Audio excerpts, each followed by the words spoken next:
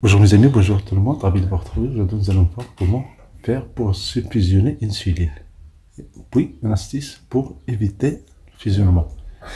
Voilà, si je sélectionne ces trois cellules, je fais un clic droit et puis format de cellule.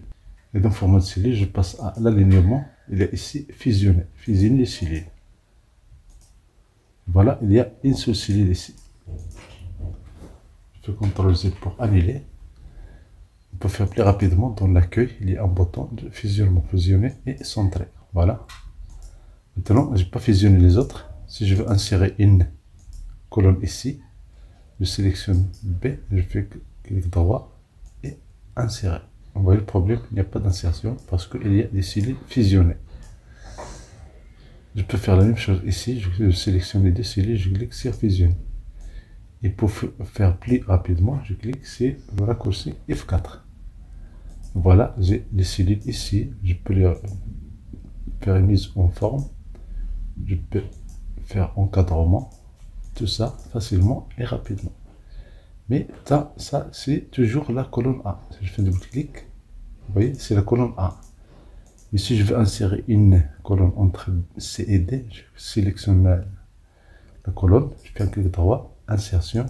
Voilà, il y a un problème, ça ne marche pas. Donc, l'astuce pour ne pas faire ça, c'est d'annuler le fusionnement. Donc, je clique sur fusionner, voilà. Donc, au lieu de cliquer sur A2, au lieu de sélectionner A2, B2, C2, E2, je sélectionne toute cette partie-là. J'enlève la couleur pour qu'un remplissage. Donc, je prends les cellules A2 jusqu'à E2 dans accueil, alignement. Je clique sur le lanceur ici d'alignement et je passe à horizontal. Je choisis horizontal, centré sur plusieurs colonnes et je valide. Je prends la même chose pour la cellule, pour la ligne 3. Je clique sur F4. Une opération est faite facilement et rapidement. Je clique sur F4. Maintenant, quelle est la différence? La différence, c'est que je peux sélectionner la colonne P.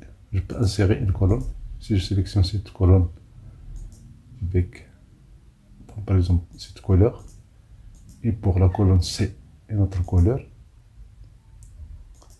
je peux insérer une colonne. Je sélectionne la colonne P, je fais un clic droit, je fais insertion.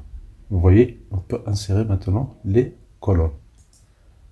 Ça, c'est facile et c'est rapide. Et bien sûr, pour avoir fait double clic, je change la longueur de la colonne A et la colonne P et la colonne C.